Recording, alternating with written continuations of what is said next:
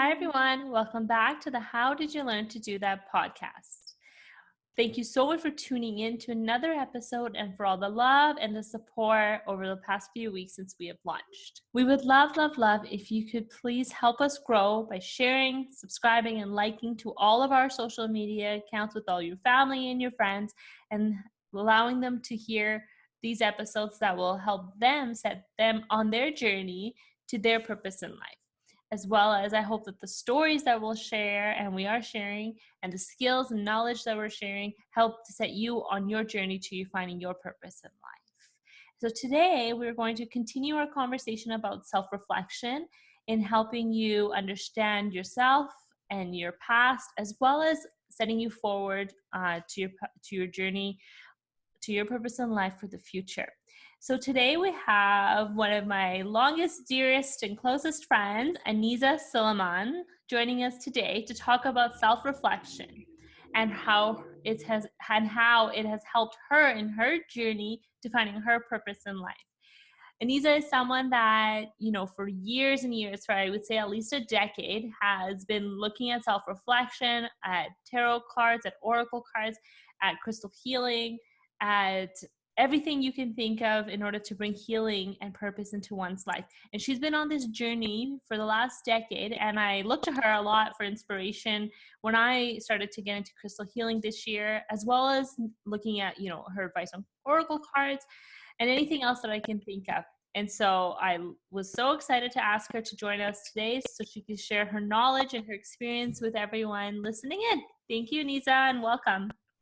Awesome. Thank you, Angeza. I'm so excited to be here. Thank you for having me.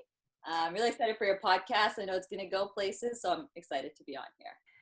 You may feel that, you may notice that we laugh a lot more in this episode because that's just the type of people we are. We just constantly joke and we laugh and we poke a little bit of fun at each other.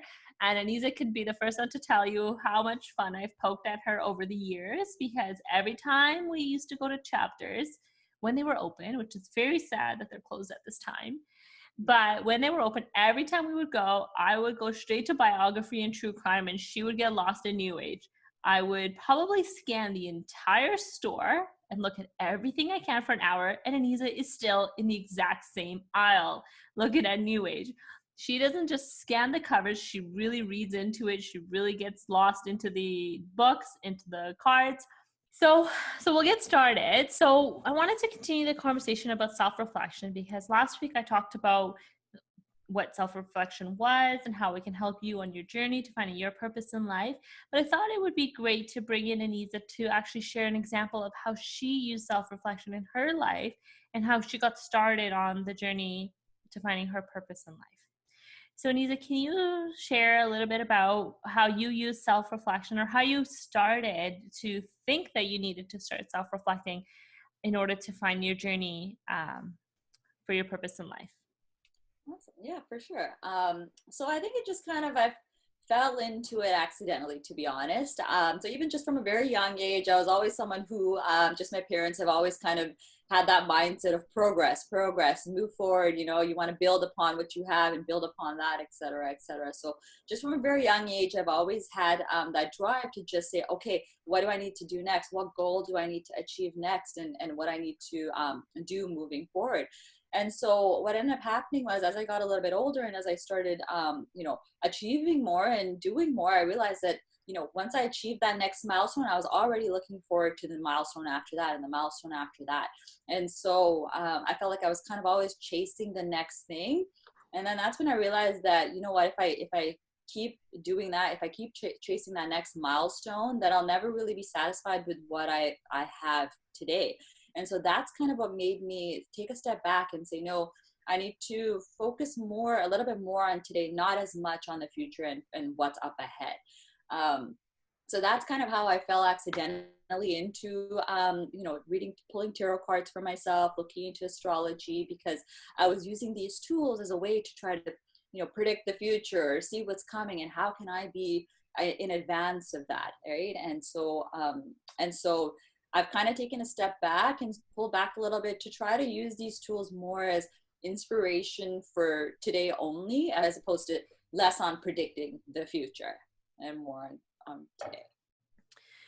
That's a really good point, because I feel that, a lot of us, we always think about what's next and we look at our goals and what's in the future, but we never really look at what's happening in the present or what's already happened in the past, and trying to figure out how our past is actually causing a barrier to our present and our ability to reach our goals in the future.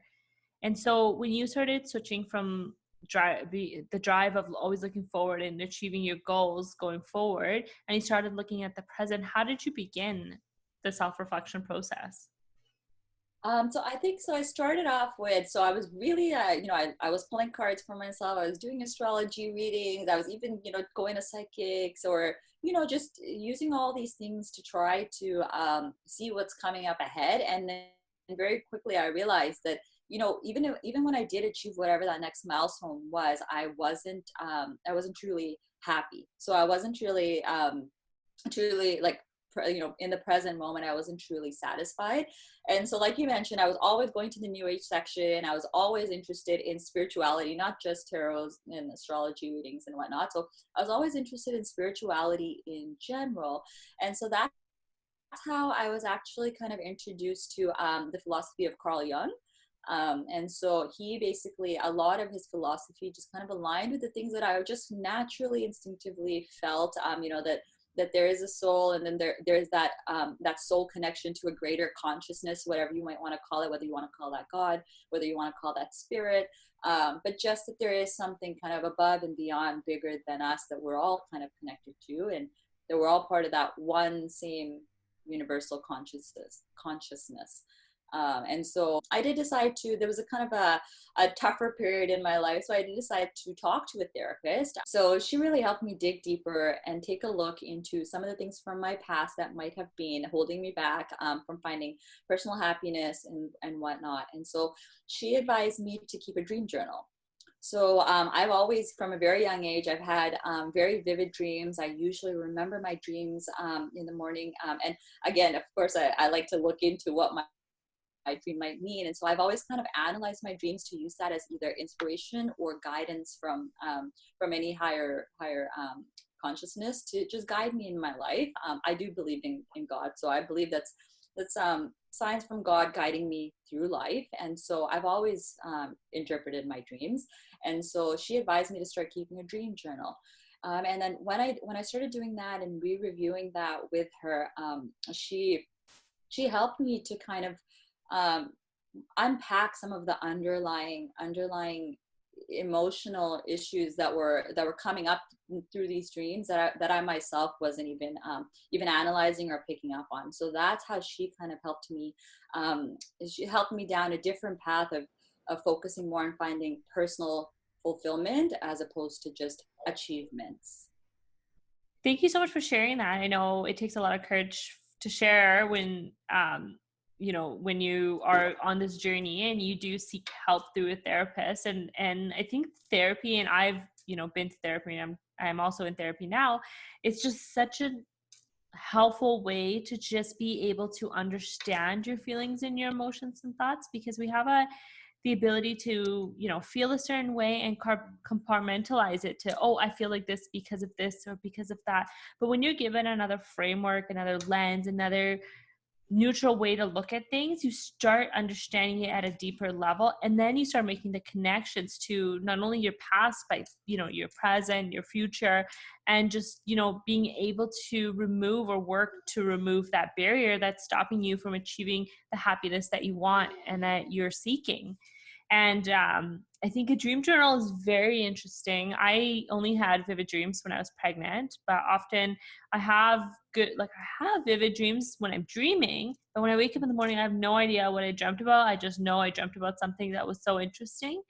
And I think having a dream journal is something that would be very important to look at, to see, what are you thinking of when you're sleeping in your subconscious level, and how you can interpret that into your day. So how did you find dream journaling for you in terms of your self-reflection and looking back onto the types of dreams you've had? So yeah, actually, I thought it was very helpful, and I still do it to this day. Sometimes, if I have a particularly important dream or a cool dream or whatnot, but I think it really helped me to remember remember my dream. So as I sit down to journal my dream or whatnot, I'd end up remembering a lot more from my dream of, oh yes, I forgot this happened, or oh yeah, that happened. And so then I'm able to connect my dreams a little bit better. And I try to do it kind of right away, whether it's like within that same morning or throughout that same day, just so that I don't forget any key information.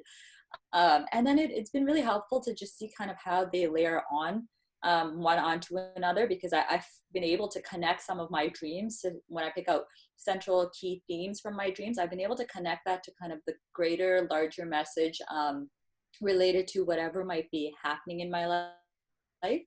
And then this might be a little bit far out for some, but my dad has passed away.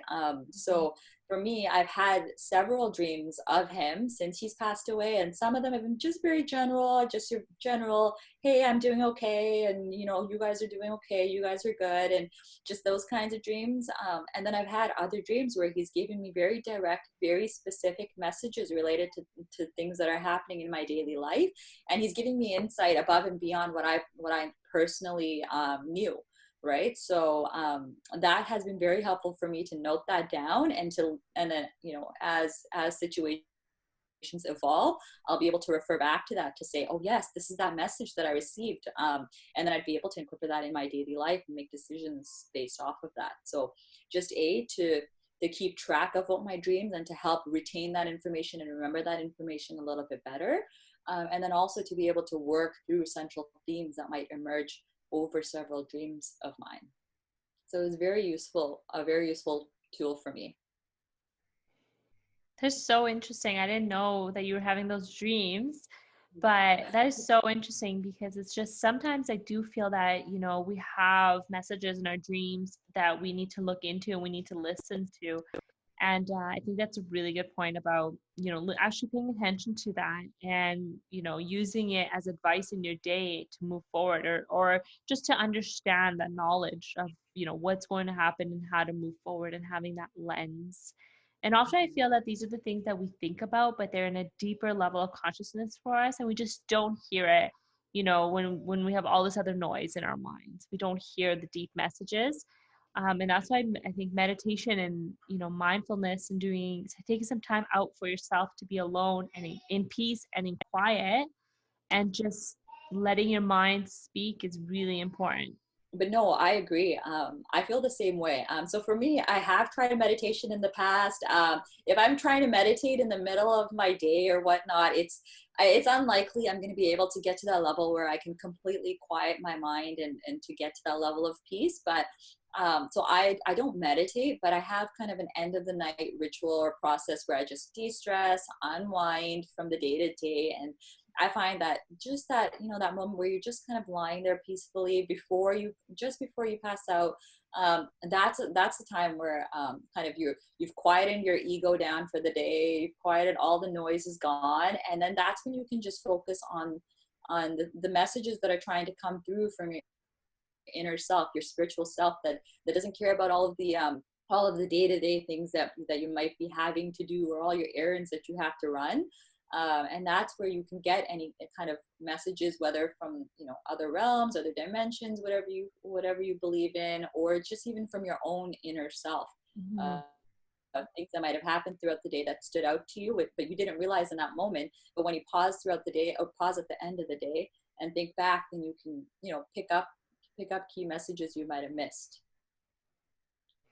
I think I always feel that the first thing in the morning and the last thing at night are, I feel, the two most powerful times to really allow you to kind of get into your mind, because first thing in the morning, there's not much going on. So you're woken up fresh and you're ready to just listen without all the things that are in your mind from the day. And same with the end of the night, it's the end of the night and you can wind down, and just before you go to bed, and just taking that time to listen, and you and I both are night owls, and we do our best thinking at night.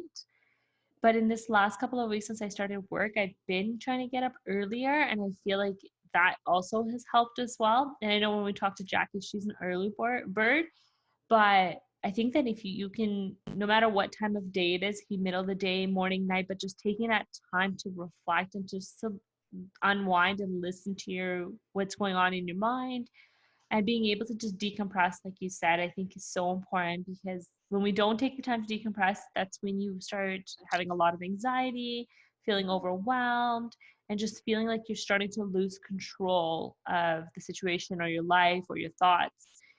And it's important to just take time to write it down as well. So you Yeah. did talk a lot about using your dream journal, seeking your thoughts from your therapist, as well as some philosophies that you've looked into. So, so with your self-reflection exercises, do you tend to always look at your mind and kind of what's going on in the situation, um, just throughout the day, or like you mentioned at the end of the night, or do you also look at it from when situations are occurring or events are happening and reflecting on your thoughts and your feelings, or just in your day to day when you're feeling a certain way, do you take time to just think about why you're feeling that way and what is making you feel that way? And if you do, how do you do that? Do you think by listening to music, reading a book and reflecting in there, writing it down in a different type of journal other than your dream journal? Or do you just take time for yourself? How do you do that self-reflection throughout the day? So yeah, I do. I do have a daytime journal as well. It's a non-dream journal. So I do journal other. I don't journal every day, maybe not even every week, but it's just when key things will stand out to me that I feel like it's something I need to note. I will journal that. But I think just every day, I'm someone I'm definitely an introvert. So I do need to have kind of that alone time, that time to myself to process. So I try to do that every day. That's something that I do every day. And usually for me it's before bedtime, because I'm not a morning person at all either.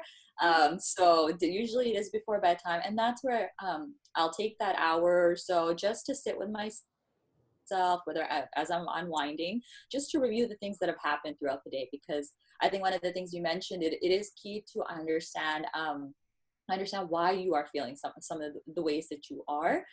Because then if you're not understanding why you might be upset, or why you might be happy, or the underlying emotions, then you won't be able to understand why you're experiencing anxiety or anger or frustration, and you won't be able to work through that. So I do try to do that throughout the day, and anything that kind of comes up to me, sticks out to me, that's something that I know that I'll have to delve a little bit deeper and see if that's something I need to work through, or is it something that's just one of those things. It's easy to just let it roll off your back. So I try to do that up, maybe an hour a day. And so it's not meditation per se, but it is just taking that time to sit with myself and kind of review and process what I've experienced throughout the day.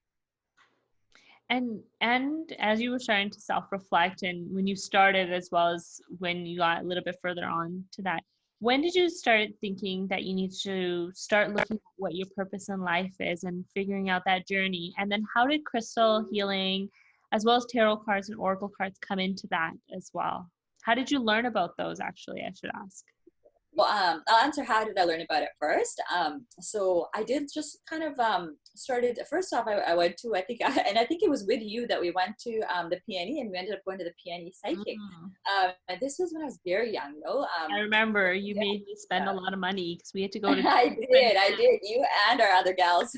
we had to um, go to the tent in Playland, and then we had to go to the psychic tent at the P&E. Other one, yes, because we had to hit both of them. You can't miss it. And we needed And the full package. He wouldn't let us yeah, not buy the full package. sure. If you're gonna do it, you got to go all in. You know. So yeah, that was, I think, the first psychic that I had gone to, that PNE psychic that we all went to. And so I can't even remember, to be honest, what she told me. It wasn't like it was a very grand prediction or something like that, but I just remember being plucked, where it was just, oh, okay, this is interesting. Let's just see if it happened. And sure enough, when it didn't happen, then it was going to the next psychic. Oh, is this gonna happen? And so that kind of snowballed from there, with psychic readings. And so in the meantime, we were always going to chapters. I love going to the New Age section. And so that was when I first bought my first tarot deck.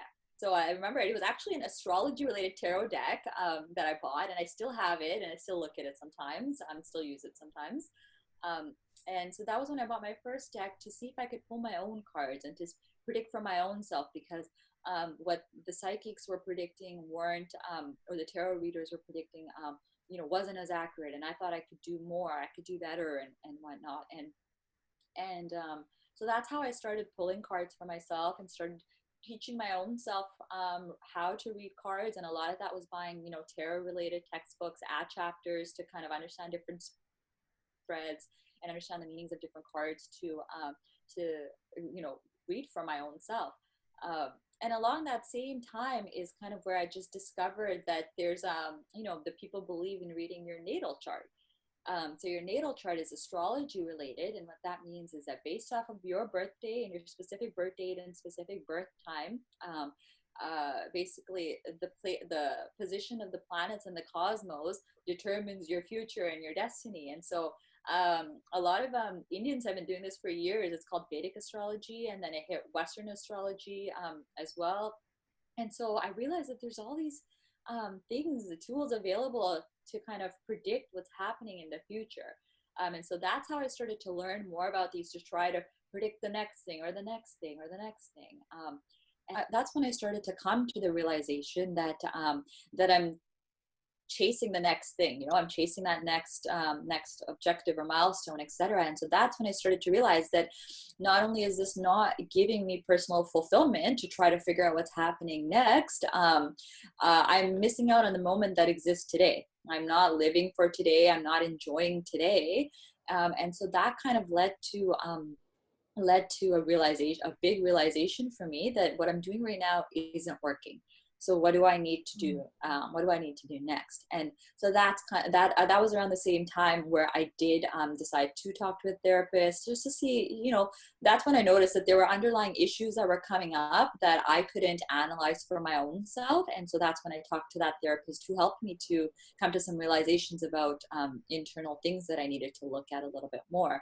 And that's how that path started off for me. So the tools that I use to predict the future, I still do astrology readings for myself. I do readings for my friends, for you guys as well. So I still use those tools, but I don't use those tools to predict the future. More so, I use that as inspiration for how to make today a little bit happier, how to make today a little bit more positive, and I want to keep it to that, as opposed to trying to figure out what's going to come next, Yeah, and actually in January we had a party at our house, a games night with several people, some people that Aneeza knew, some people that she didn't know, but there was about 20 to 25 people at our house. And we got on this topic, and people started asking about tarots and moon signs and sun signs and whatnot. And Aneeza pulled out her phone and then started asking people, tell me your birth date and time and location. I think, did you ask for location? And your birth location, yeah. And location. And then, she plugged it into her phone, and then she had her phone up like this, and she's reading, but interpreting and looking at people. So, she did this for everybody. And because people wanted to learn their relationship with another person, so 25 people, and they each wanted to know their relationship with their partners, with their siblings, kind of like all over the place, with their children. And so she read, like, I would say, like, you did it at least like 40 to 50 times, and it was long. Like, we started a game. The game never happened. We set it up. It never happened because Aneeza spent the next 3 to 4, almost 5 hours solid. It was a lot of talking, a lot. To just do this prep, because everybody was so interested and so invested into it. And obviously, because she's reading her phone, nobody looked at her phone. And we all thought, she's plugging this into some sort of, online astrology website, and then she's just reading off of what's there. So we're like, okay, yeah. Oh, it's very interesting, and whatnot. And then at the end, for some reason, somebody decided to go look at her phone, and it was just a circular chart, the natal chart. And there was no words. There was no wording. It was just lines. And I didn't even understand what the lines meant, because there was all these symbols. I had no idea. then we were all just amazed at that point because we were like, oh my gosh, like you understood everything here and you interpreted it, and it was just incredible. And it was, I think, kind of at that point that I was like, okay, so all those books you've purchased and all that stuff you do, all that research you do, it's so interesting. And for me personally, I was just at that moment, I realized, you know, as Aneeza was saying these tarots, how passionate she was about it, and how, you know, that was a part of her purpose in life is, you know, and to take this knowledge and to share with people, not necessarily, like you said, to tell their future, but just to give them some more knowledge, some more insight into the present and maybe their past, and kind of, you know, how that kind of plays um into the role. You know, for myself, my daughter, she mentioned something along the lines of that, you know, I have all these dreams, or I had all these dreams and wishes, and that I may have a challenging relationship with her in the future when she grows up and becomes an adult, because I want to project what I want in my life, or what I wanted in my life, onto her. And so at first she wasn't sure if she was going to offend me by saying that. And then I said, no, it's not offending at all, because it's just good knowledge to have, because, you know, as we grow up now, I can have that in the back of my mind, and I can know, okay, if she doesn't want to do something that I'm recommending or advising her to do, that's okay. I'm not going to push it, because, you know, it's just, I always feel it's better to have the knowledge and then use it to apply into making your day better and more positive, like you said, than to, you know, just live your life and not understand your own actions and your own reasons behind things. Because with us, you know, with our parents, our siblings, friends, whoever, you know, people say things, but I don't always feel like they say it with the same intention that they want to say it with.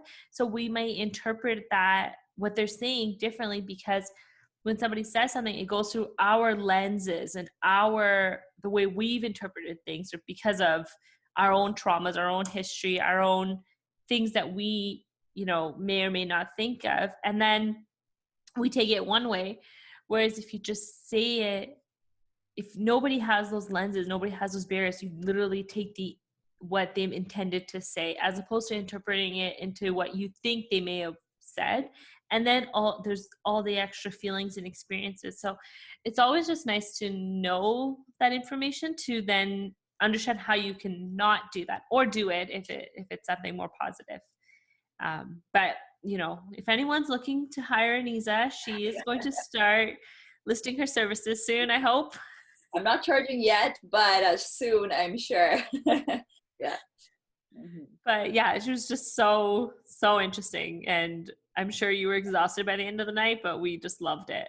Yeah, it was exhausting, but it was also very enlightening for me too, because generally I tend to keep my, you know, interest in spirituality and occult science and all of these other things and new age related things. I generally tend to keep that to myself. I'm not always sure how that'll be received. But it was really interesting for me to be able to read for such a large group of people, and there were some people in the crowd that I didn't know as well. So it was a really good test for me to see how accurate I was, how accurately I was reading, and I was just reading natal charts and just providing insight on people's personalities based off of these natal charts. So it was really interesting to get their feedback, to say, yes, no, they thought this was, you know, dead on, very accurate, and definitely things that they think about their own selves. So that was helpful for me, for sure. A lot of talking, but worth it in the end, I think. And did you feel, and I know I said that I felt like it was your purpose in life to do this, but did you feel that as well? Did you feel a sense of hominess, like this is where I'm supposed to be, this is what I'm supposed to be doing? Yes, I did. I've always felt the spirituality part of myself. I've always felt is my true self. It's the part that I'm an introvert, so I don't show a lot of myself to people. I try to keep most of my personality to myself, but that's definitely something I've felt my whole life, that my interest in occult science, my interest in spirituality, new age related topics is the real me. And that is kind of something that I love to talk about, and I love finding people who are just as interested in those types of things, to just delve deeper. So it's funny. One of my friends, she said that to me one time. I can't remember what we were talking about, but she said something and I responded, and she's like, you're always looking for the deeper meaning. Everything has a meaning to it. And I realized that that's so true. That's something I've always done. I can't take things at face value. Maybe sometimes I should take some things at face value, but I'm always, taking it that next step of like, what's the deeper meaning behind this? What's that deeper thought process? I'm always trying to look a little bit deeper. So this is definitely something that I feel is more of the real me. Yeah, and I think that you do always look at the deeper meaning, and it's really made me interested to do that also, because I've we connect because we're both very intuitive, and we could pick up energies and pick up when something is not right. And it's actually quite funny because when we've known each other for a long time now, since 2006. Yeah, 2006. Wow, we've known each other. Wow, this is quite a long time. Yeah, 15th year anniversary next year. We should do something. Oh yeah, we should. And actually, for those that want to know, our names are only separated by one letter. So Aneeza has an E, a second E in her name, and where she has an E, I have a G. So our names are so similar. And we used to work together. And so people used to always think we were the same person, but we actually never met each other for almost 4 months. And we just thought people were saying our name incorrectly, because that's often what happens with our names. And we just didn't even think there truly was an Aneeza or an Angeza. Until like a couple months later or something, and we're like, oh, you do exist. Okay. People weren't just calling me the wrong name for no reason. Yeah, and so I think Aneeza and I, we connected a lot because we do have we do listen to our intuitive selves a lot. And I've actually married into Aneeza's family. This is after we knew each other, so we're distant also somehow, but we don't associate the family part. We just say we are family through being friends. Yes, exactly. But friends friends first. Yeah, but it's funny because a few times when we've been to either family functions or just like gatherings with a bunch of friends or whatnot, we'll go home and like either that night or the next day we'll just call each other and be like, oh, like, did you feel this energy? Do you think we should check in on this person? Because I don't know if they're feeling okay. Like, we should check in. Let's just see how they're doing, because we're either noticed something, we were concerned. So it just always seemed that whenever I would call Aneeza to ask her a question, she instantly felt the exact same way, and then we both were thinking the same way. And it's so interesting to have somebody like that to have those conversations with. But in terms of your spirituality side of things, I think that I'm totally guilty, and I said this on my podcast with Jackie, that at sometimes when Aneeza would like tell us how she did this astrology report, or she did this, or she bought another deck of cards or another book, and this is way before I even was interested in the spirituality journey, or even knew about it, to be honest, and was ignorant towards it, I would just be like, Aneeza, you don't need any more. You don't need any more books. You don't need any more cards. Just save your money. Like, how is this deck of cards going to be different than the other 20 decks of cards that you have? And then she'd always and she would always say, no, they're so different messages, different ways to interpret them and whatnot. And I would be like, okay. And then over this last year, when I started doing self-reflection, it's led me to also kind of looking at things to understand my current present reality, but also my past and kind of things in the future and stuff. Then I started reaching out to her, and I apologized. I was like, I'm so sorry for making fun of you, and here I am asking you to tell me more about tarot cards now. Oh God. And I even asked her to bring over her crystal healing book, because I bought some crystals blindly without really looking at their meanings or anything. I just thought they looked nice. And then I had her come over because I didn't know which crystal was what, and I needed her to help me with that. And I, the wise one, came and imparted all of my knowledge and wisdom.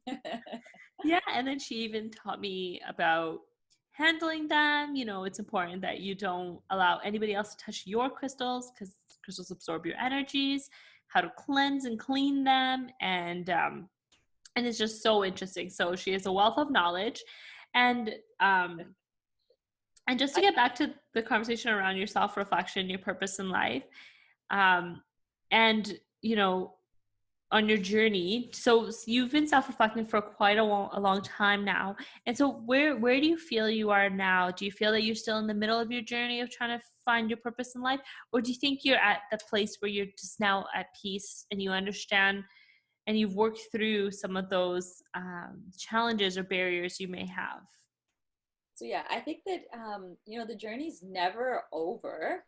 There's always things that you will learn about yourself, and you'll always be growing and changing. And that's not chasing the next milestone, in my opinion. That's just naturally evolving through life. So there will always be things that you will have to work through that will come up, and situations will come up in your life that will cause you to reflect about things that you may not even have realized about your own self. So I think that I'm only midway through my journey, and as things come up, then that's when you realize that, oh hey, there's something here that I need to work out, and there's something here that I need to work out. I mean, I've been interested in New Age and spirituality for a decade, as you mentioned. But even so, maybe about 2.5, 3 years ago, there was certain events that happened in my life.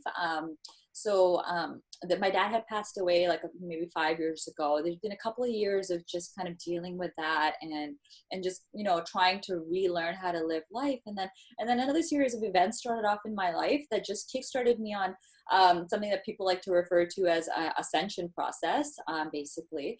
And that's where you just kind of you look a lot at your own ego. It's not something that I did. It was just a chain reaction of events that occurred in my life that forced me to take a look at my ego and my ego needs, and how that was holding me back in life, and how to work through those ego needs to kind of just get back to the basics of just living. And so that I think kickstarted me off to a different gear, a different level of ascension. Even though I was already interested in spirituality, that opened up a whole new world of different things that could be, set of experiences that other people might find hard to believe, hard to understand. But I was experiencing them, and just working through that, I've come to learn even more about my own self in the last 3 years than I might have, in the first part of my life. So just coming back to something you said earlier of how, you would tease me even when I went to New Age sections, and reading New Age related books. And you weren't, you didn't understand my fascination with that. And to that, I think it was very important for me to realize as well that people will come into information in their own time. When their soul requires them to learn these lessons, when their soul forces them to face certain issues or to try to work through certain issues, that's when these avenues will be available to them. They'll be guided to the right knowledge and the right information. So even me knowing all of my spiritual, knowledge that I had and all of the things that I love to read about, I wouldn't push that on you. I couldn't push that on you. You came to those conclusions, and you came across that information on your own terms when your soul required you to learn that. So to come back to your question, I definitely don't think my journey is over. I'm not even halfway through. I think it's one of those things where at every point, your soul will let you know what you need to learn, what you need to explore, and take you to the next step as you move through life. Yeah, and I think that's a really good point. I think that it's sometimes, finding your purpose in life is a lifelong journey, because even when you have found your purpose in life, or you believe you found your purpose in life, and you feel that you're there, it takes a lot to actually now live that purpose in life. And then when you are living that purpose in life, other realizations come in, into play, and then you have to be able to be ready for that and to act upon it and to listen upon those messages. And like you said, when your soul is ready for it, you have to be able to start working through that. And I completely agree with what you said about, you can't push this on people. People have to be ready for their own journey. And I bought gratitude journals at the beginning of the year, and I said, my husband and I were going to get up at 5 a.m. We're going to write these journals. And then he, finally said to me, and we literally have not started yet, but he said to me, I understand that you want to do that and that's something you've been doing, journaling, but it's not for me.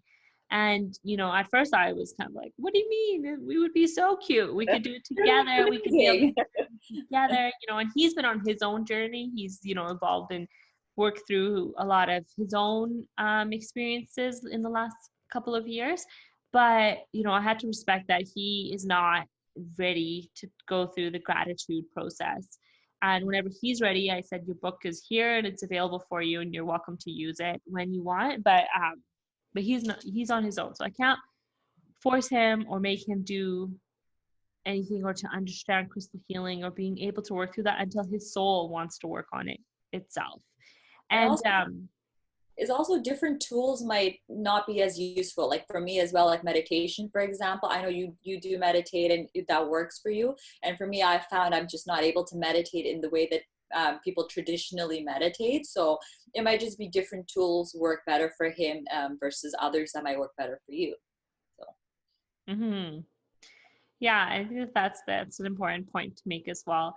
And I know in the last episode I talked about when you are on this journey of self-reflection, there becomes a period of time, and the length of time is, different for everybody. But there's a period of time when you're going through your own self-reflection, your own experiences, where you need to just take the time for yourself because you can't be there for other people.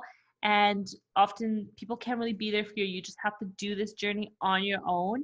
And I know that experience, the period of time that you're talking about was that time when you just needed to do your own thing the way that you needed to do it, regardless of how anybody else felt or thought or believed or how they were having difficulties understanding.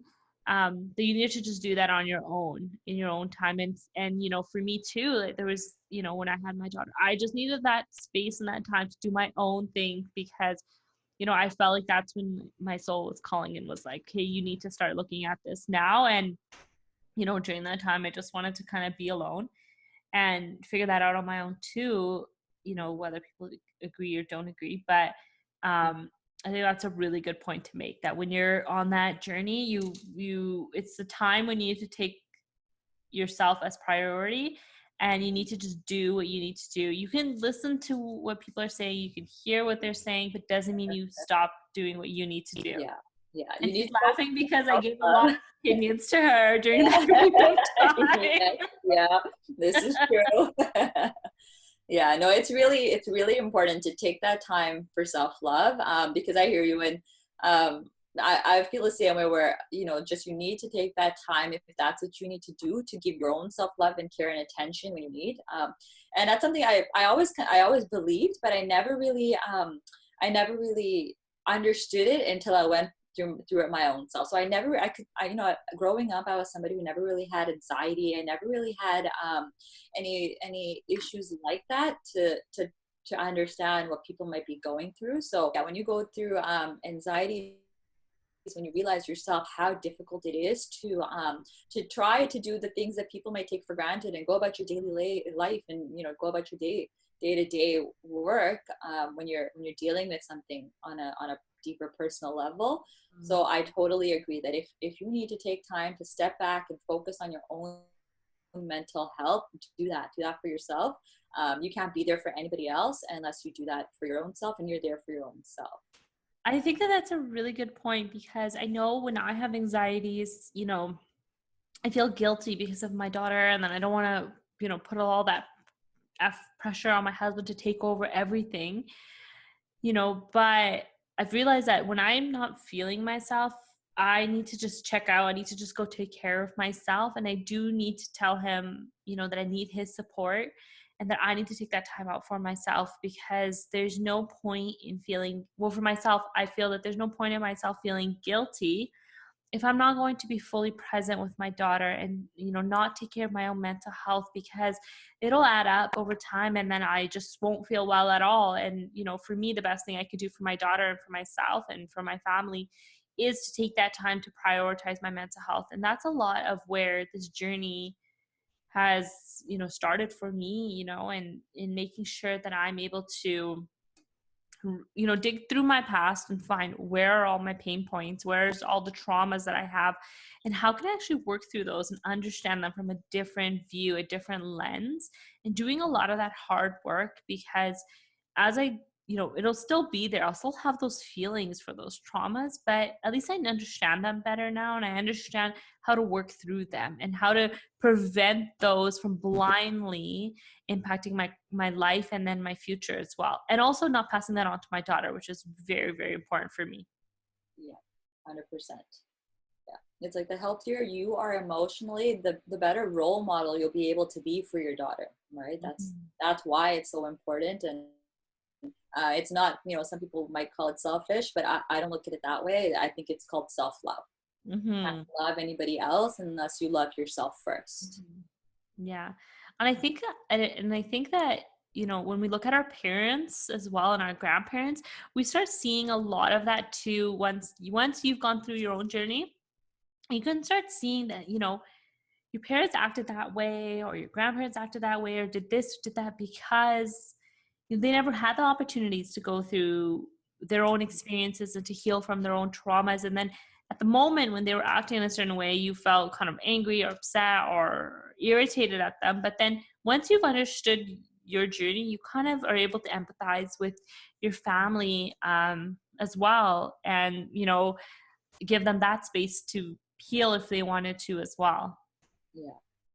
Yeah, I agree. Yeah, so I feel like when you are on this journey, you are healing yourself, but you're also beginning to empathize with your family and encouraging them to heal themselves as well. I think is key in this whole process.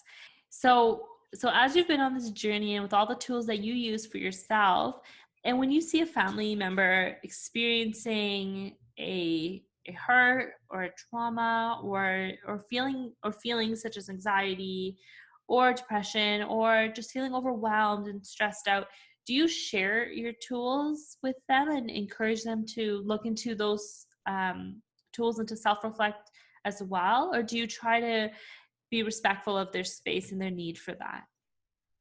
Yeah, so I think I would if they wanted my help. So I've kind of taken on a different. When I was younger, I would always be the one to jump in to try to fix situations and give my advice on here's what you should do. X, Y, Z will solve your problem. And I've kind of, as I've matured, I've taken a step back, and I realized again that people come into information when they're ready for it. You could say something and it'd be right, but if they're not ready to hear it, they won't be able to understand where you're coming from. So I've kind of taken a step back. I've let like my immediate family knows I'm there for them. Whatever they need, I am there. I've created a safe space for them to come to me if they want me to help or whatnot. But I have read for my family in the past, my immediate family. So I've done like card pulls for them, little tarot readings here and there, shorter, like just mini readings. So I've done that. I've definitely advised my family to journal. And they have tried it, and so I think they've definitely found it useful. I try not to do too many readings for my family, just because I find the same thing where you kind of get hooked on that idea of, okay, what's coming next, so I want to always make sure that I'm not trying to predict the future in any way, but I'm just trying to provide some sort of avenue of inspiration. And that's where I think just something that I might say might inspire you to come to a conclusion on your own. So I don't look at that as predicting. I look at that as giving you options, and ultimately you will make the decision on what you need to do in your life. Because I think when you start looking at predicting what's coming, you lose control of your life. And so it's just, you want to always remember that you're in control of your life. You can take your life in whatever direction you want. All of these things are just tools to aid you in your own decision-making process. So that's kind of where I leave it at with them. And then they've found it useful for sure. I think that's a really good point. I shared a post this week that says only you are in charge of yourself, and only you can change your own life for the better. And you are the only person that can make yourself happy, and nobody else is responsible to make you happy. And I think that that's very, very important. And I know But when you are on this journey and you see how much happier you feel or lighter, or just being able to have the tools and the knowledge and the ability and the skills to take a really difficult situation and be able to work through it and to understand your role in that and how you can actually be able to come out of it more positive or turn it into a positive experience. And once you see that for yourself, it is really hard not to want that for your closest family and friends and people you love, but then being able to respect their space, that they will get to it when they're ready, I think is another skill that is so critical and so crucial. And I know for myself, for my mom, I bought her journals, I bought her the happiness project book. I bought her, sent her podcasts or sent her books and said, Mom, listen to this, listen to this, listen to this. And she always is like, just stop sending it to me. I'm not going to do it. And I'm always like, but do it. It makes you so much happier.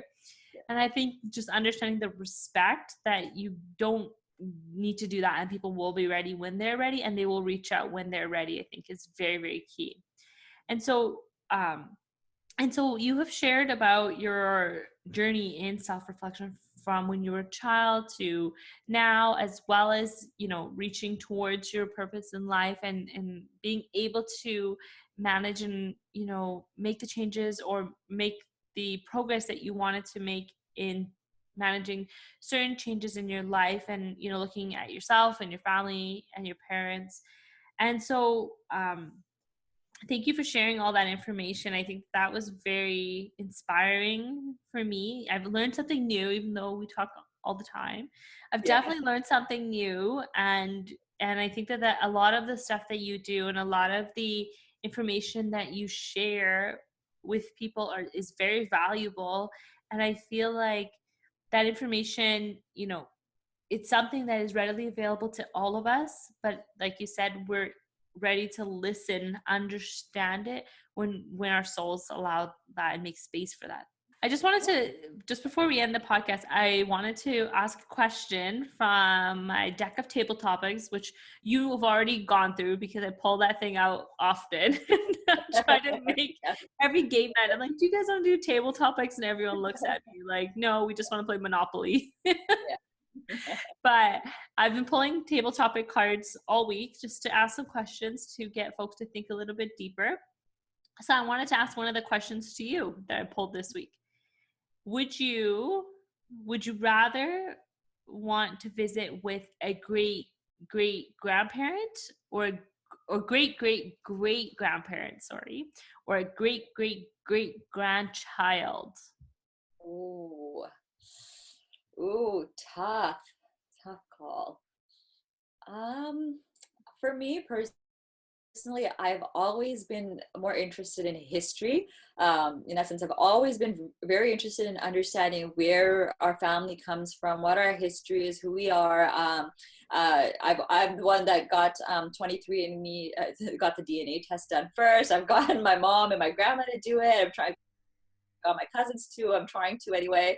So, I think that I would want to talk to a great grandparent to understand where they came from, because I feel like that we may not realize it on a day-to-day basis, but a lot of the things that our internal nature has been inherited from our from previous generations. And I also believe in familial karma, and so I think we've inherited a lot of that as well. So similar themes will emerge in our life based on what our ancestors or even just our parents or grandparents have experienced. So I want to understand that a little bit more, because I think once we understand our past, that's when we can truly understand our own selves, and that will allow us to move forward in whatever way we want to. So yeah, I totally agree with you, because initially I was thinking, oh, I would like to see my great grandchild just to see, how my family turned out, the legacy that I've left behind. But then I thought to myself, there's nothing I could do about that. Once I see it, there's nothing I can do about it. Whereas if I go to my great grandparent, I can see, like you said, the familial karma and be like, oh, okay, so these are all the things that has been passed on, and it's continued in the cycle. And so here are the things that I'm going to do to make sure that my great grandchild doesn't inherit that, inherits maybe something else that's more positive. Yeah. But I also totally agree with you. Thank you so much for agreeing to join me on Awesome. this Thank you so much for podcast and for having sharing me. all your knowledge. So appreciated. Yeah. If anybody has any questions for Aneeza or wanted her to talk a little bit more about anything, send me a note and we'll get her back on. I'm sure we're going to have her back on to talk a bit more about the natal charts, a bit more about her tarot cards, how she got started, because she's self-taught 100%. So I'm sure a lot of you are thinking, where do you get started? How do you get started?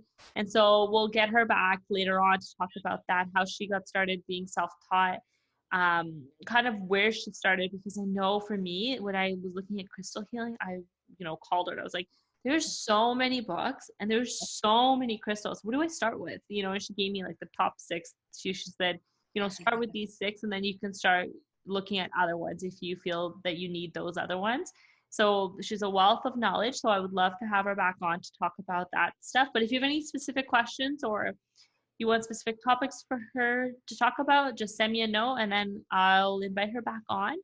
She doesn't really have a choice because I know where she lives. Yes, this much is I know her clear. Yeah. number, so she will definitely be on. Um, and the reason why, if you're wondering why the two of us are dressed up like this today, it's not just for the podcast, but we did just attend one of our best friends' socially distant wedding at a park. Her wedding was supposed to be today, and we were both bridesmaids, but both of them, they decided that they wanted to still go through with their wedding because they've been waiting a while for this. They've been together 13 years.